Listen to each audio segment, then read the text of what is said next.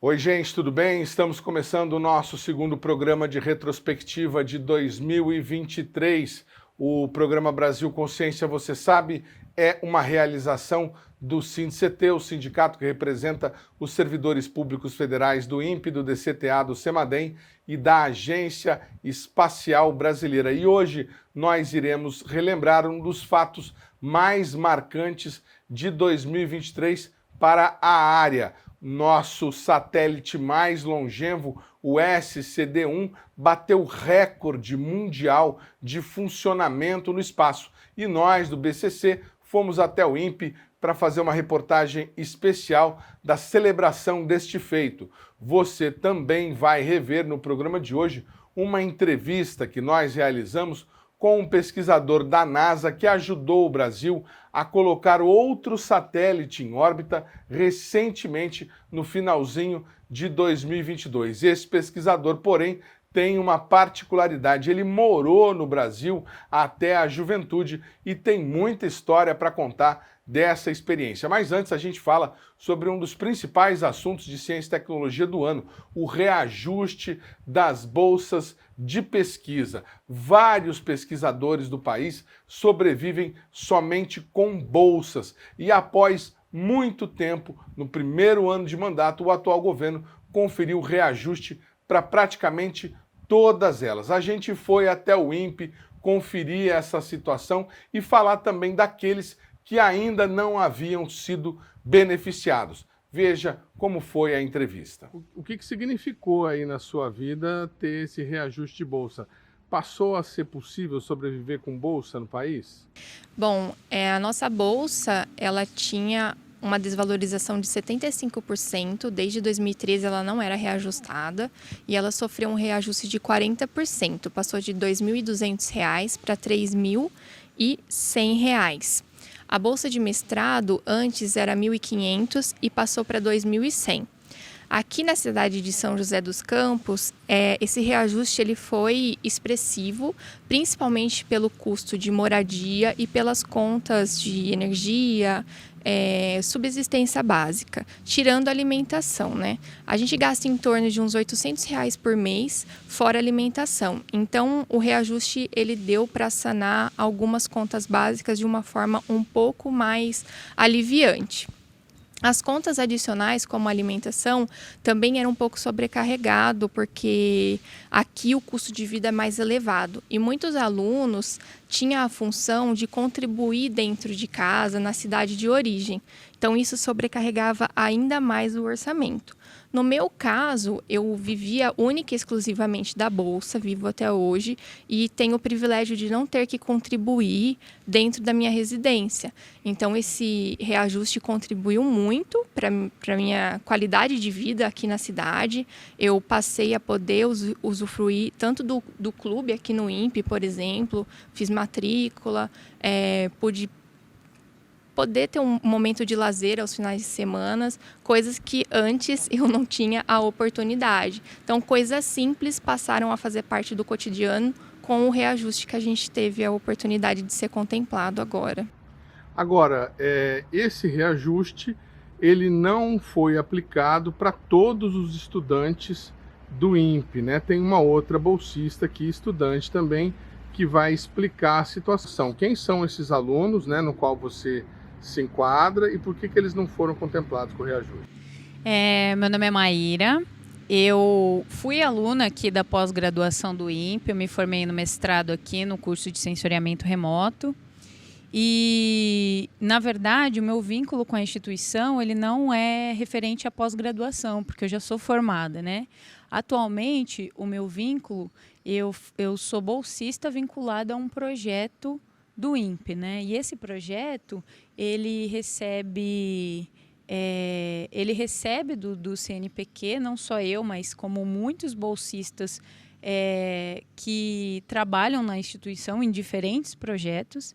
E o CNPq, apesar de ter feito o reajuste para pós-graduação, essas outras modalidades, como é que, por exemplo, que eu vou citar aqui, iniciação tecnológica industrial, desenvolvimento tecnológico industrial, especialista visitante, extensão no país, programa de capacitação institucional, fixação de recursos humanos, que seriam os fundos setoriais, e também as bolsas de desenvolvimento tecnológico, que são mais recentes, né? Elas não foram contempladas nesse reajuste, e são todos bolsistas que atuam diretamente nos projetos de pesquisa aqui na instituição. E quando eu falo INPE, eu não falo só aqui no campus de São José dos Campos, né? É o INPE que está em todo o país. Então, no total de bolsas CNPq, né? Então, eu estou falando aqui pelos bolsistas CNPq, não envolve os bolsistas da CAPES. No total, no INPE, de CNPq, nós temos 529. Desses 529, 303 bolsistas não foram contemplados nesse reajuste. Então, isso representa 57% dos bolsistas CNPq que trabalham no Instituto. E esses bolsistas, eles não entraram no orçamento, né, da lei de orçamento anual, e por isso não foram contemplados durante os estudos, né, do governo de transição. E essas bolsas, muitas delas não são reajustadas desde 2013, algumas desde 2010, outras desde 2015. Mas, no geral, a gente também tem essa defasagem. Então, como a Isadora falou, né, a gente estava com uma defasagem, se a gente for contar o reajuste de 2013, cerca de 70%, 75%, né, que teve uma desvalorização. A gente pegando uma bolsa, por exemplo, de R$3.000, o que ela correspondia em 2013 era cerca de 4,4 salários mínimos. Hoje, isso representa quase 2,2 salários mínimos. Então, a gente tem expressivamente uma redução. E o que isso implica nos projetos, né? Isso implica numa maior rotatividade dos bolsistas. As bolsas, elas deixam de ser atrativas, né, para quem trabalha com a vida acadêmica, para quem é pesquisador, e acaba perdendo esses bolsistas para o mercado de trabalho, que tem uma remuneração maior. Então, o Instituto também acaba ficando prejudicado, porque tem uma maior rotatividade. As bolsas também, elas têm uma curta duração, que você pode renovar, né, essas bolsas. Então, querendo ou não, são categorias que não foram contempladas, mas que também estão com essa defasagem aí, nesse reajuste, né, dessas bolsas.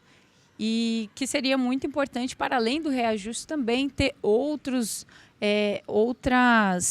por exemplo, outras categorias, né, como o reajuste anual, que seria muito importante de ser feito, porque pode acontecer desse reajuste chegar e aí depois a gente ficar mais 10 anos esperando um próximo reajuste. Então, é importante a gente pensar outras formas de valorização dos profissionais da ciência, e eu acho que essa pauta do reajuste é mais urgente, mais prioritária, mas também a gente precisa ter em mente outras pautas, né? Conseguir outros benefícios também para a valorização desses profissionais. Pelo que você está falando, essas pessoas, elas ficaram meio que num limbo, né? Elas não são estudantes, não são profissionais contratados, regime CLT, e também não são pesquisadores concursados. Em que se enquadra isso? Vocês têm que tipo de direitos? Como é que vocês recebem? E você falou que esse número de estudantes que você disse excluiria os bolsistas da CAPES, se eu não estou enganado. Isso, eu só estou mencionando especificamente do CNPq do INPE. Quantos seriam da CAPES? Tem muito CAPES aqui dentro, não?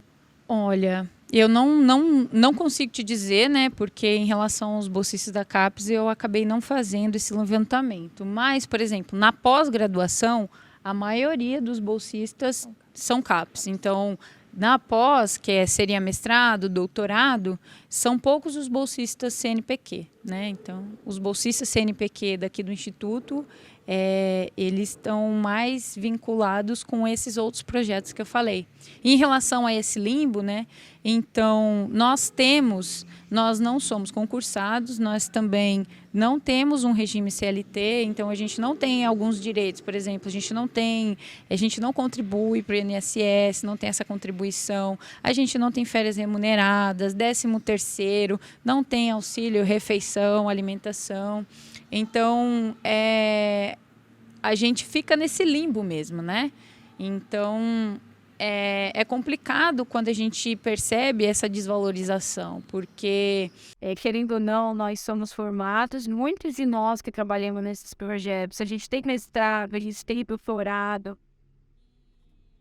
e recebemos, né, um salário, digamos assim, a gente recebe um salário que não está mais compatível com o mercado, não está compatível com a nossa formação.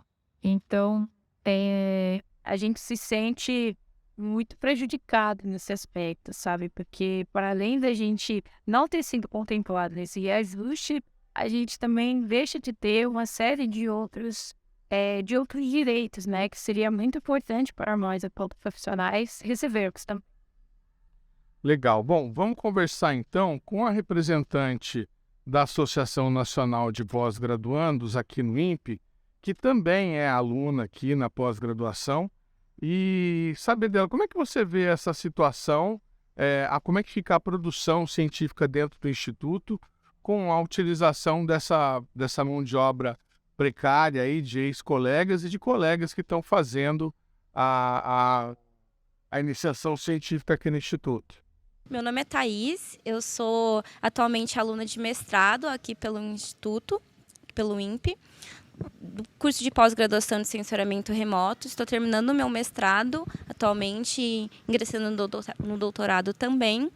E eu sou atual diretora da BPG do INPE, e a BPG é a Associação de Bolsistas, Pós-Graduandos e Pós-Graduados aqui do INPE, que tem o intuito, então, de garantir a representatividade não só dos pós-graduandos de mestrado e doutorado, mas também dos bolsistas dos projetos de pesquisa e desenvolvimento, como a Maíra comentou, que não foram contemplados nesse reajuste. Então, apesar da gente, como associação, estarmos muito felizes com o reajuste que a gente conseguiu aí, né, da pós-graduação, graduação de uma maneira geral, agora a nossa luta não acaba, ela continua, para a gente conseguir garantir um reajuste, uma representatividade para os bolsistas também que não foram contemplados. E a gente tem muito contato com, por exemplo, a ANPG, né, que é a Associação Nacional de Pós-Graduandos. E a ANPG, ela é uma associação que consegue nos representar em Brasília, né, diante dos Ministérios da Educação, nos Ministérios de Tecnologia, porém, ele ainda não tem a representatividade dos bolsistas dos outros projetos que não tem contemplado, né? Então, agora a nossa luta está sendo para isso. E também agora, né, o futuro aí dessa luta é também buscar condições mais dignas para o nosso trabalho. Como já foi mencionado, o reajuste ele ainda não contemplou 75% de defasagem, né? E a gente precisa de condições melhores, como, por exemplo, o 13º, a gente precisa de um auxílio alimentação, a gente precisa de, por exemplo, convênios médicos que a gente não tem, né?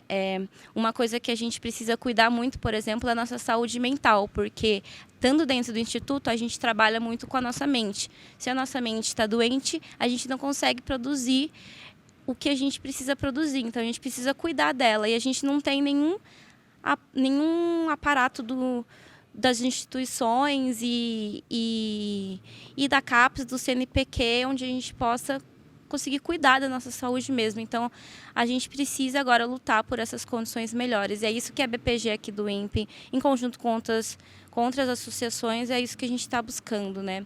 Eu, por exemplo, eu sou daqui da região do Vale do Paraíba, eu nasci em Caçapava, e eu não consegui me mudar para São José dos Campos, justamente pelo custo de vida alto e pela precariedade da bolsa que a gente estava, né? Agora, com reajuste, as coisas podem começar a mudar, mas a nossa luta não para por aí. Então, vocês trouxeram uns números interessantes, né? Vocês falaram aí de 500 e poucos bolsistas somente entre aqueles que não são da CAPES, né? Então nós estamos falando aí, se tiver, sei lá, 200, 300 bolsistas da CAPES, que tem quase o mesmo número ou um pouco mais de bolsista do que tem de funcionário no INPE. O INPE recentemente atingiu o menor volume de funcionários. Como é que é isso, trabalhar como bolsista no Instituto? Vocês são vistos como colaboradores mesmo? Vocês são vistos como estudantes? Como é que é essa relação? Vocês são considerados pesquisadores pelos outros pesquisadores? Vocês se sentem prestigiados pela importância que vocês têm? Ou não têm, não sei. Você comentou bem, né? Recentemente foi feita uma reportagem aqui, inclusive da TV Vanguarda, sobre a defasagem de funcionários públicos aqui, né? Que faz tempo que não tem concurso.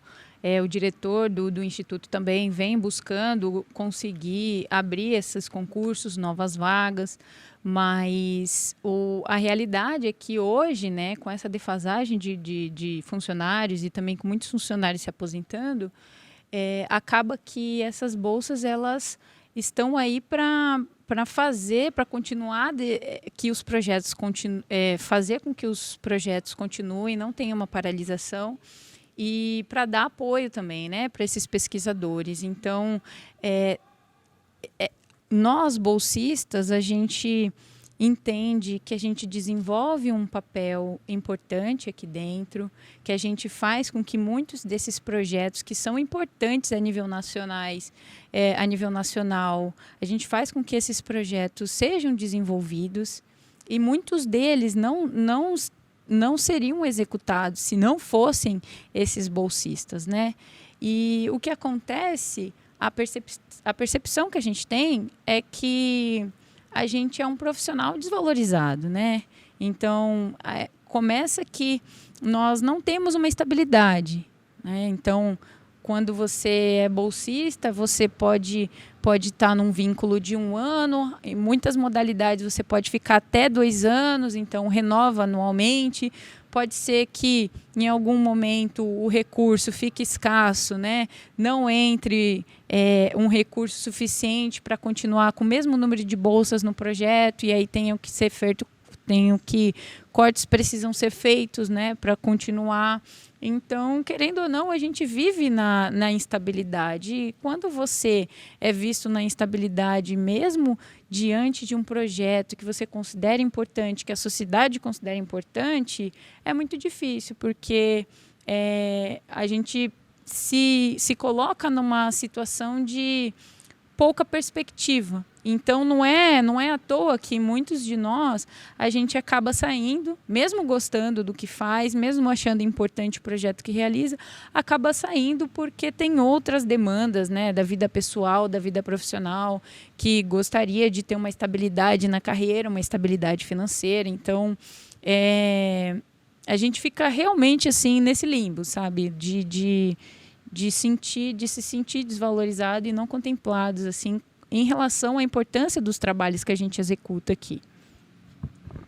Só fazer um breve comentário, né, associado ao que a Maíra estava falando, essa constante desvalorização que nós profissionais, porque nós somos profissionais, né, nós já temos uma graduação, já temos um mestrado, né, nos projetos de pesquisa, às vezes já temos até um doutorado, e a gente entende que os nossos projetos que a gente realiza são de extrema importância. Aqui dentro do INPE, por exemplo, os nossos projetos muitas vezes são voltados e ligados à ciência espacial, ao uso da tecnologia, né, para combater as mudanças climáticas, né, para ajudar em técnicas de sustentabilidade. Então, a gente entende que é importante, mas diante de tanta desvalorização, o sentimento que a gente sente muitas vezes é uma desmotivação muito grande para desenvolver os nossos próprios projetos, que a gente às vezes gosta e entende que é importante. Então, assim, a gente precisa lutar por melhores condições para ontem, assim, né? Legal. E eu tinha conversado com vocês sobre a questão de ser mulher, né, nessa iniciação da carreira científica. Como é que é o número de colegas aí? Está equilibrado, homens e mulheres na pós-graduação? Tem mais homens, tem mulheres? tem mais mulheres. E como é que é a carreira da jovem cientista? Vocês enfrentam dificuldades aqui no próprio curso e aí fora no mercado? Bom, dentro da pós-graduação, a gente fez um levantamento rápido, assim, e a estimativa que a gente tem é que apenas 36% de nós somos mulheres. O restante, 64%, são homens. Alguns cursos são compostos majoritariamente por homens, cerca de 86%, aqui dentro do INPE. Isso representa, muitas vezes, o que a gente encontra lá fora. Então, muitos colegas que estão saindo para o mercado de trabalho têm reportado a dificuldade de ingressar em vagas de tecnologia, por exemplo. Áreas de inteligência artificial, muitas vezes, não contratam mulheres. Nós somos, muitas vezes, solicitadas para as áreas de gestão, áreas mais corporativas, áreas de sucesso do cliente, áreas de contatos mais de recursos humanos. Enquanto os homens são solicitados para as áreas de tecnologias de programação, áreas mais computacionais, inteligências artificiais. Isso é uma limitação muito grande, uma barreira que a gente tem encontrado e que a gente gostaria muito de ultrapassar, porque nós estamos avançando no conhecimento, nós estamos ingressando nessa área há muito tempo e estamos encontrando essa barreira lá fora.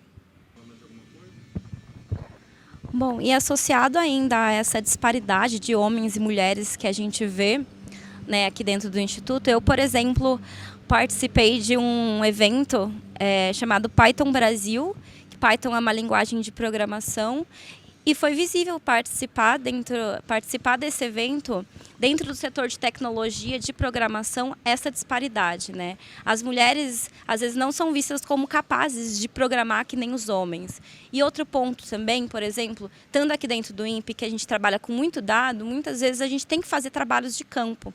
A gente tem que ir nos lugares que a gente estuda para validar as informações, etc. E muitas vezes os pesquisadores homens, os homens não conseguem ver a capacidade de uma mulher dentro de um trabalho de campo. Ela não vai conseguir andar o suficiente, não vai conseguir carregar os equipamentos. Então, isso também é muito frustrante para nós mulheres, porque nós mulheres somos capazes, sim, de programar, de estar no trabalho de campo e de fazer as nossas pesquisas muito bem feitas, igual aos homens. Então, é isso. O programa Brasil Consciência vai para um rápido intervalo e, na sequência, você confere a entrevista com o pesquisador da NASA, James Spann. É um instante só, não sai daí.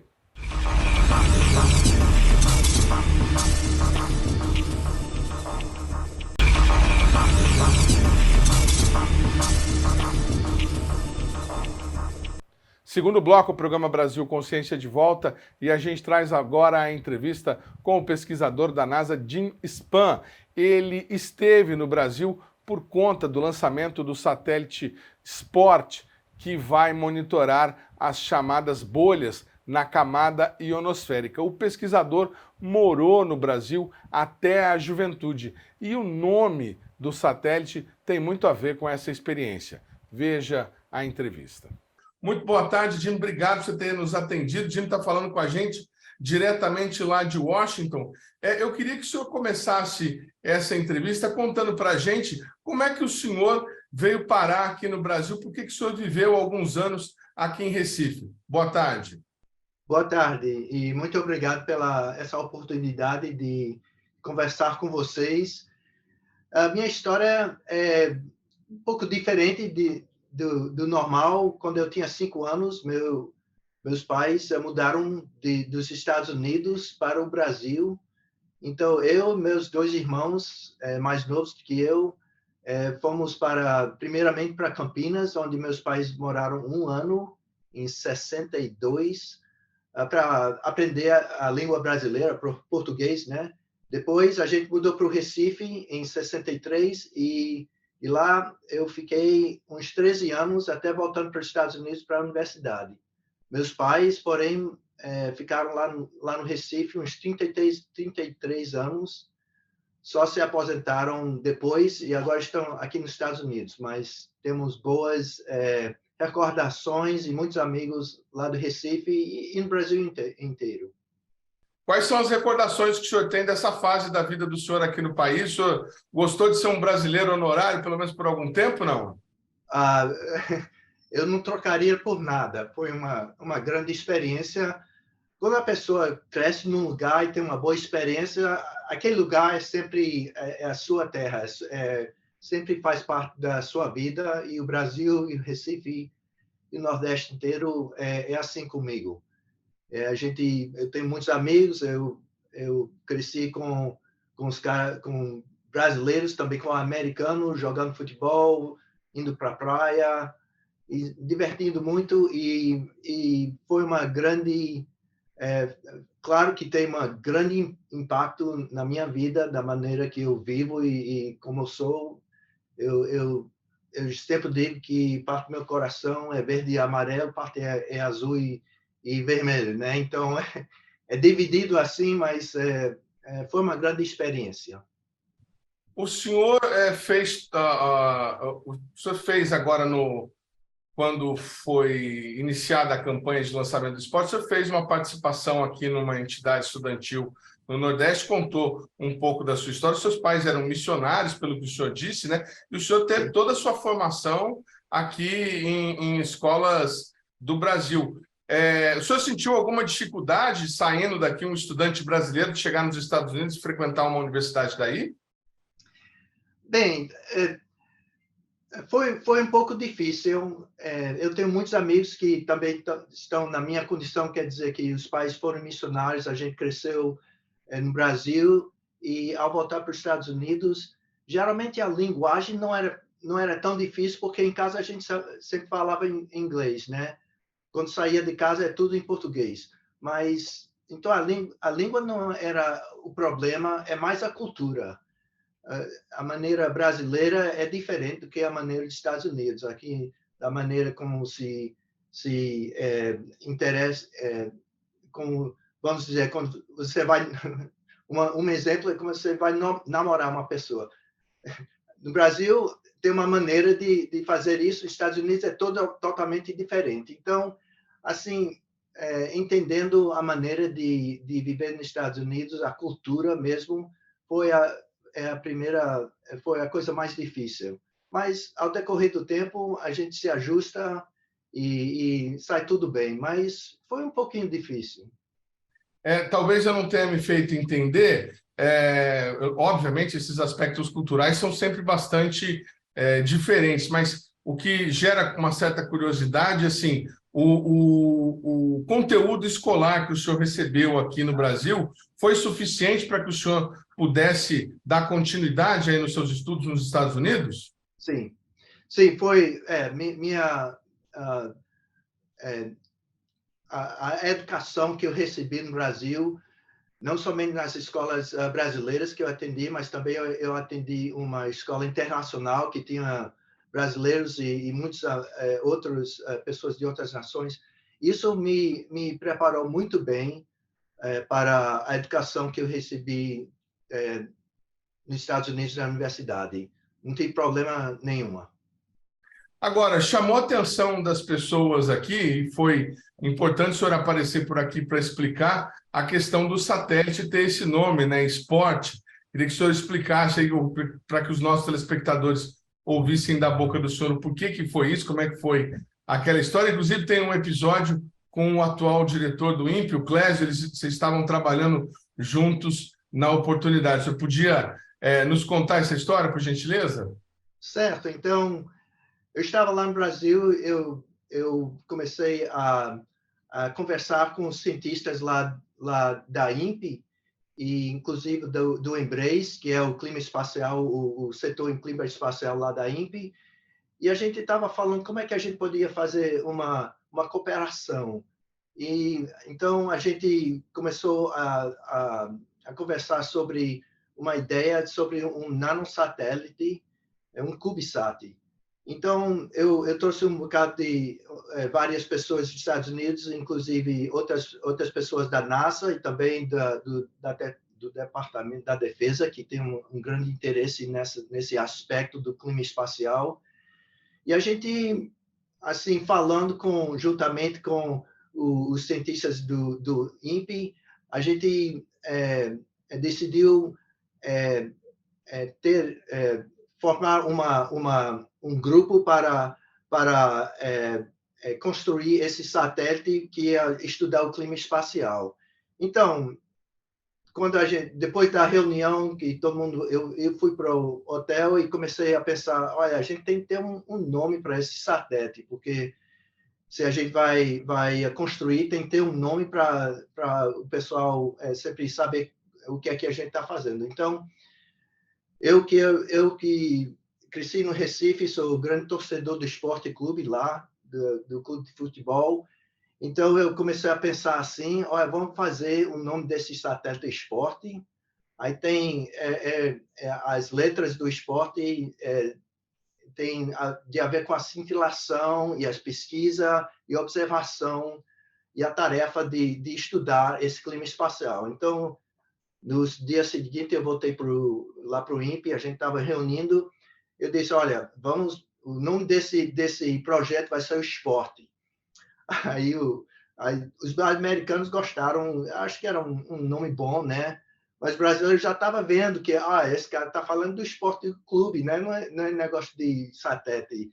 Então, o Clésio, que é do Rio Grande do Sul, disse, não, vamos fazer um nome internacional.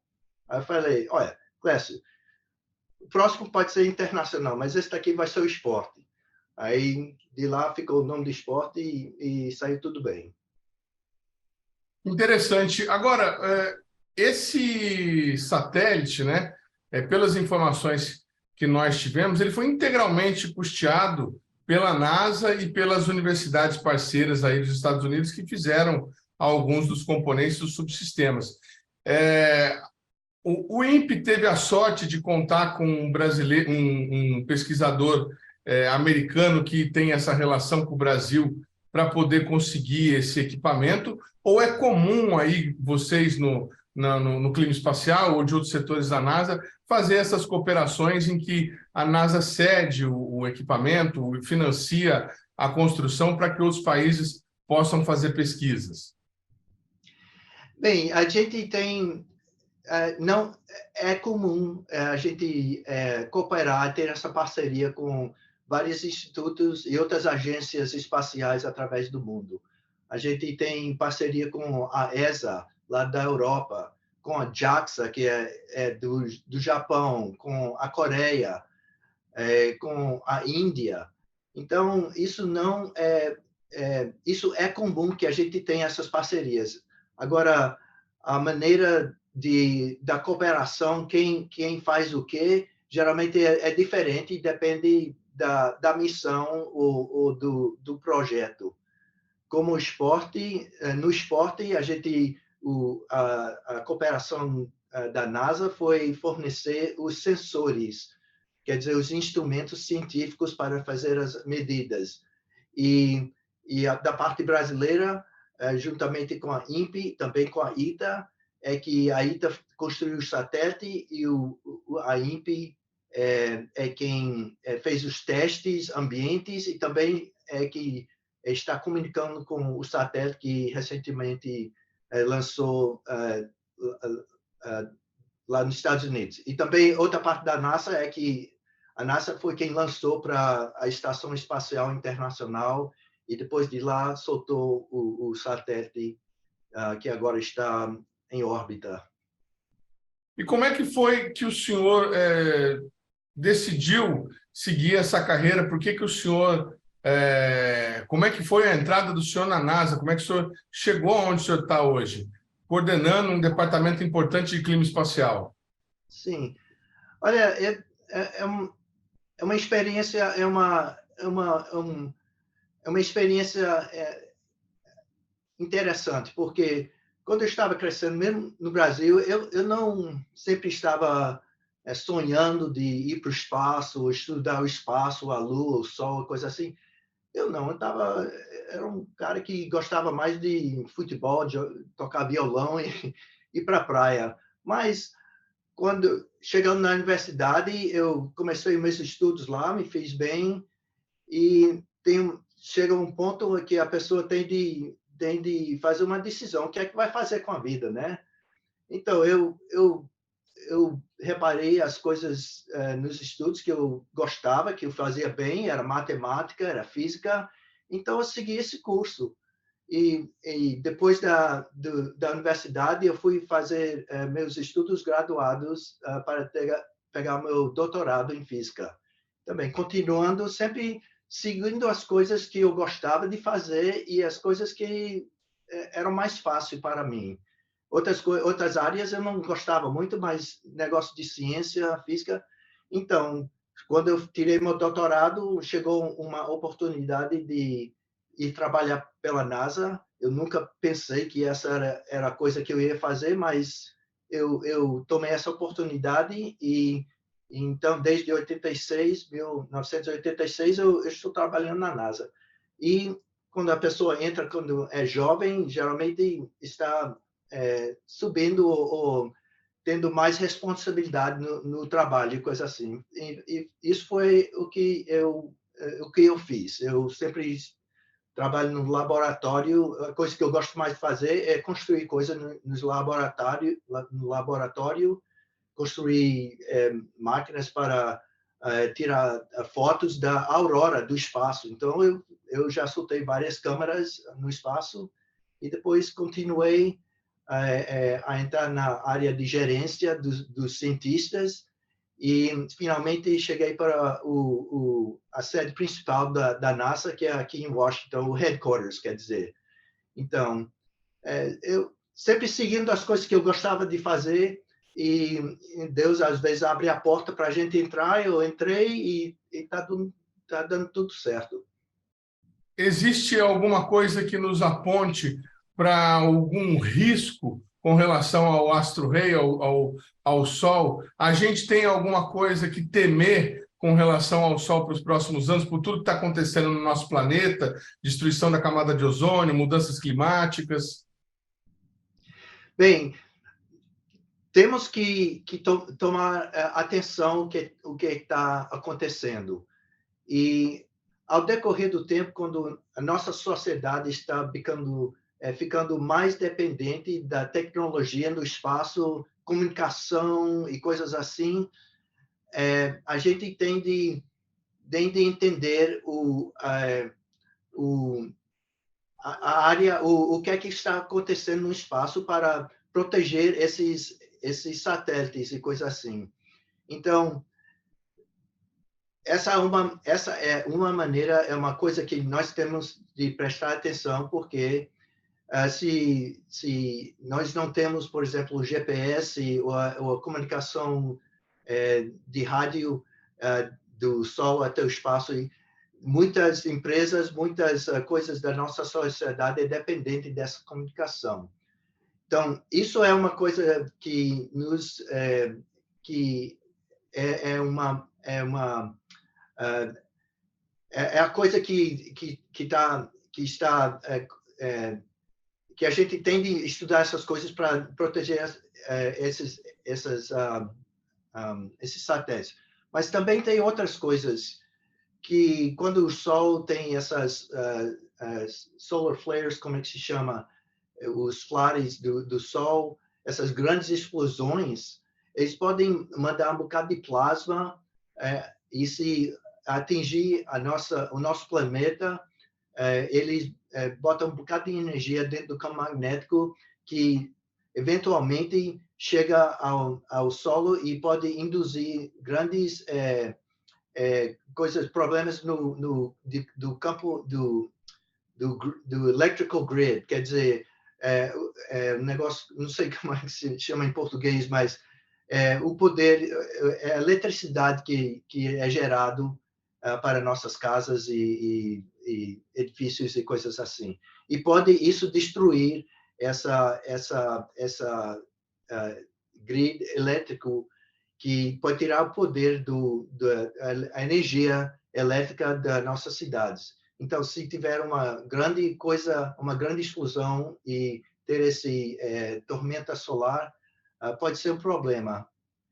Agora, isso é raro, quase que nunca acontece, mas se acontecer, o impacto vai ser muito grande e temos que tomar precauções para saber como é que, se isso acontecer, como é que a gente vai poder mitigate os problemas da tormenta solar. Nós estamos vendo a questão do James Webb, a questão das espaçonaves da SpaceX que decolam e voltam, pousam, e recentemente acabamos de ler uma notícia sobre um projeto de uma missão para chegar a Marte em 45 dias usando um foguete de propulsão nuclear. Aonde que a humanidade vai chegar e que nós estaremos vivos para ver? Qual que é o limite dessa evolução tecnológica que nós vamos assistir ainda em vida? Bem, você e eu vamos viver até um certo ponto, né? Quem sabe quando isso vai acabar? Mas eu acho que ainda na minha vida eu acho que eu vou ver uma pessoa humana chegar a Marte.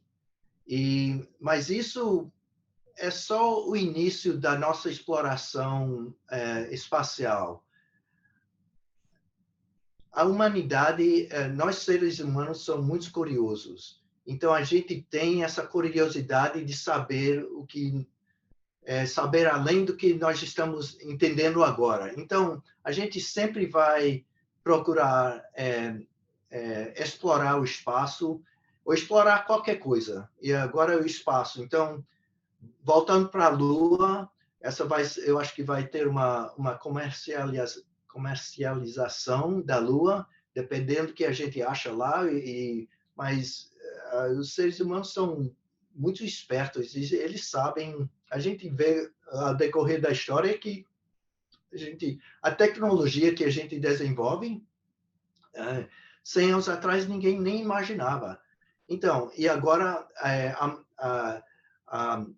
a maneira do desenvolvimento está sendo acelerado muito. Então, eu não sei o limite até onde vamos, mas com certeza a gente vai chegar em outros planetas, certamente Marte. Eu acho que não vai ser um problema, mas a gente vai conseguir isso. Chegar para Vênus ou Júpiter, coisas assim, não sei, vai ser muito difícil chegar para lá. Mas Marte, definitivamente, a gente vai chegar para lá. E vai ser nesse século. Bom, imagino, se nós vamos chegar em Marte, na Lua vai ser muito mais fácil de estabelecer alguma coisa lá. O senhor falou da possibilidade de comercialização. E, como eu citei a SpaceX, a minha última pergunta é a seguinte: a gente tinha países disputando a corrida espacial, e agora nós temos o New Space e as empresas explorando cada vez mais o espaço. Não é perigoso isso, a gente ter um homem com recursos financeiros suficientes para cobrir a Terra inteira cheia de satélite e ele decidir sobre diversos aspectos sobre as nossas vidas? Isso é uma coisa que a nossa tecnologia introduziu para a sociedade, que ninguém imaginava isso 20 anos atrás ou 30 anos atrás. Mas é a realidade. E a gente está vendo que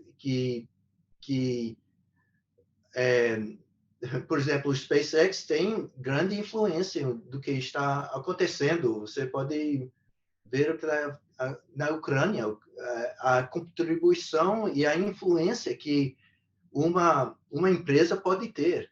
Então, eu acho que a gente ainda está numa fase de experiência para entender como a gente pode usar isso para o bom, também para proteger, que não possa ser usado para o mal.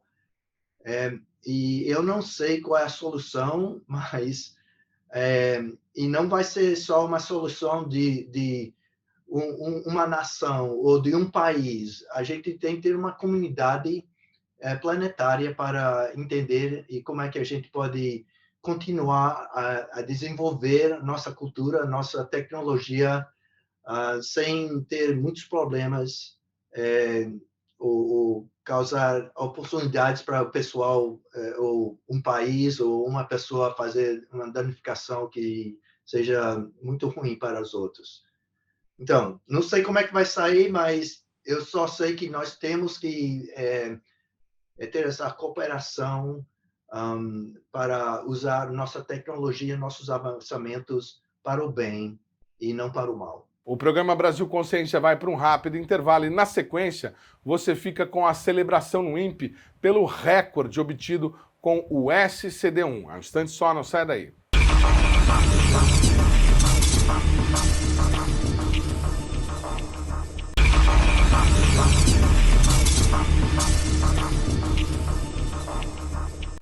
Terceiro bloco, o programa Brasil Consciência de volta. A gente mostra para vocês agora a celebração realizada no INPE pela obtenção de um recorde. O SCD1, o primeiro satélite construído no Brasil, alcançou inimagináveis 30 anos de funcionamento. Veja como foi e por que é tão importante este feito.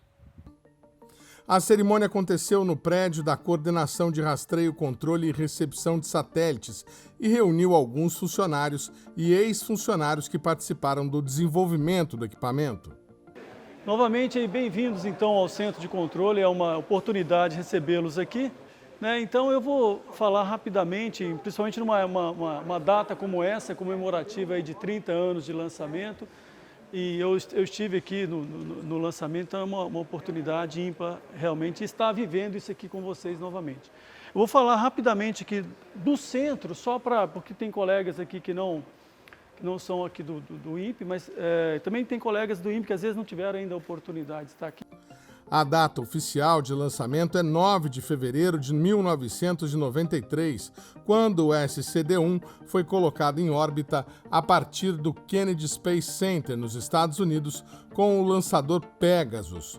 A data da cerimônia acabou sendo postergada por conta de uma tentativa de trazer a nova ministra de CIT, Luciana Santos. Na nova data, o horário foi escolhido para coincidir com uma das passagens do satélite sobre o país, para demonstrar que o equipamento continua funcionando, mesmo com alguns componentes já fora de operação. Chegando agora?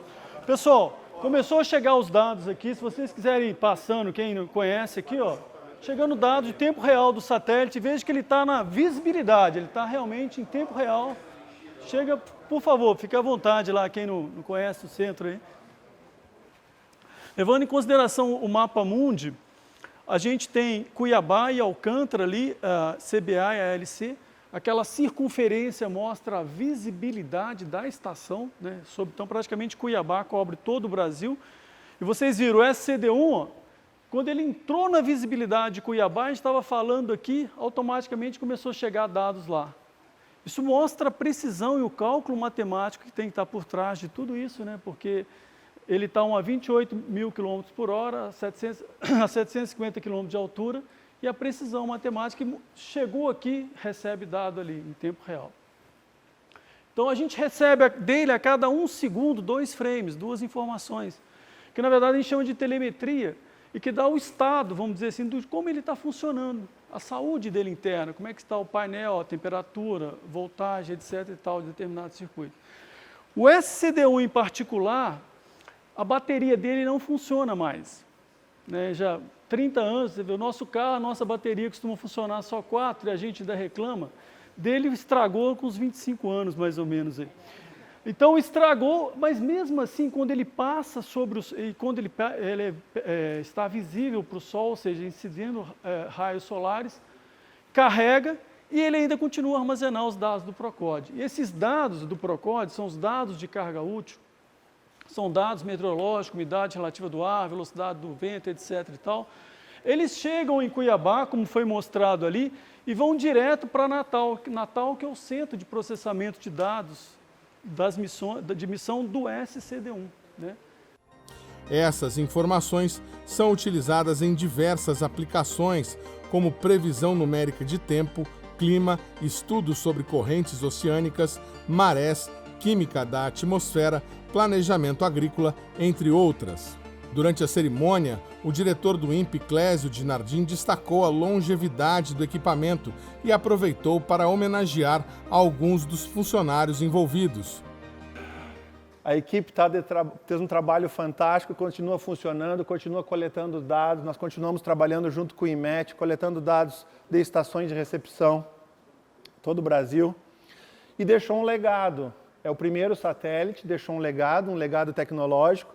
Ele permitiu a gente subir em cima dos ombros e avançar para a Amazônia 1, que é um de 3 eixos. Outro satélite, esse também, primeira vez nacional de 3 eixos, 100% nacional. Mesma coisa, mostrando a capacidade que nós tínhamos, continuamos tendo. Isso é bom. O SCD-1 também não deixou uma história da carga útil passar. Nós tivemos evoluções. Recentemente, nós trabalhamos com a Universidade lá de Natal, pessoal de Fortaleza e outras universidades envolvidas em pequenos satélites, desenvolvendo transponder, porque ainda é importante. Agora nós temos a divisão de pequenos satélites, que está a cargo do nosso estagiário que soldou a carga útil do SCD-1, né? Que está levantando o TRL desse novo transponder, nova tecnologia que foi desenvolvida para a CubeSat, para que todos os satélites que o INPE lance no futuro tenham um transponder para atender a Agência Nacional de Águas, para atender o IMET, para atender as demandas nacionais, sempre compromissado com o nosso país. Eu não estava aqui, eu confesso, e a minha função hoje é bater palma para vocês. A minha função hoje é agradecer o que vocês fizeram, porque hoje o INPE é o que é, porque vocês deram os primeiros passos. Então é com muito orgulho que eu agradeço. Vou pedir para outra pessoa vir falar um pouquinho mais da história, que tem mais propriedade para fazer isso, mas antes eu vou pedir um grande aplauso para quem trabalhou e para quem está trabalhando até hoje.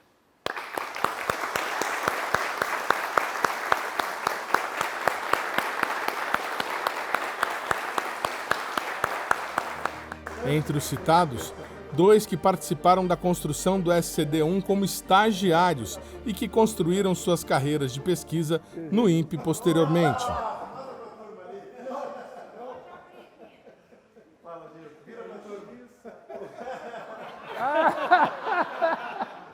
É o original, é? Vai, ganhou a letra. Fiquei muito lisonjeado com a homenagem. É claro que teve centenas de colegas que trabalharam, muitos dos quais desenvolveram a mesma atividade que eu, que era montar as placas. E no começo, a lembrança que eu trago é que no começo era tudo mais difícil, vamos dizer assim, porque era uma fase de aprendizado também. O INPE estava aprendendo a fazer satélites, isso é verdade, na época do SCD. E na questão de montagem, nós estávamos desenvolvendo todo um processo de montagem, como montava, como era a inspeção, como é que era a questão da qualidade, né? Então isso era um requisito muito forte para o desenvolvimento dos equipamentos. Então foi uma época de grande aprendizado para o INPE e que culminou, né, com o lançamento em 93 do SCD-1 e que hoje aí a gente comemora, embora o satélite esteja operando de uma maneira degradada, como já foi explicado. As baterias hoje já não funcionam há mais de 30 anos, mas ainda continua quando em eclipse, em sunlight, quando o Sol ilumina as células solares dos seus painéis solares, ele continua ainda provendo o serviço de coleta de dados e transmissão para as estações. Então isso é um fruto de um trabalho feito no passado, eu diria com muito cuidado, com muita qualidade, né? E que hoje a gente vê o resultado até agora funcionando. Isso trouxe um legado para o INPE que possibilitou o desenvolvimento de outros projetos, como é o caso do CIBERS, o caso do Amazônia e outros projetos que também foram desenvolvidos no setor espacial aqui dentro do INPE. Eu era membro da equipe de garantia da qualidade da fabricação eletrônica. Eu trabalhava no prédio Sensores, na área limpa do prédio Sensores, e eu cheguei a dar treinamento também para manufatura eletrônica. E naquela ocasião, vários técnicos do INPE, que hoje são chefes, coordenadores, montavam placas eletrônicas e eu entrei na equipe, recém-formado, né? Logo que eu formei no ITA, vim trabalhar aqui, entrei na equipe para garantia da qualidade, fazendo inspeção das soldas nas placas eletrônicas do satélite. Alguma vez naquela época você imaginou que você estaria numa cerimônia de celebração de 30 anos do satélite em órbita, já com um cargo, né, no INPE, trabalhou em diversos outros satélites depois, no LIT. Você imaginava essa trajetória toda, não? Não imaginava essa trajetória, né? E a gente é muito grato por tudo que aconteceu, por todas as recompensas que a gente recebeu. E ter essa lembrança hoje de receber essa homenagem é muito gratificante, né? E motiva a gente a continuar. Você que já fez inspeção de satélite, até satélite argentino aqui no LIT, o que significa um satélite previsto para durar 1 ano, 5, chegar a durar 30? Vocês exageraram na qualidade com medo dele não funcionar? Como é que foi isso? Significa que tinha que dar certo e não podia falhar. Essa era a nossa atitude. E foi por isso que nós temos hoje esse sucesso, considero um sucesso.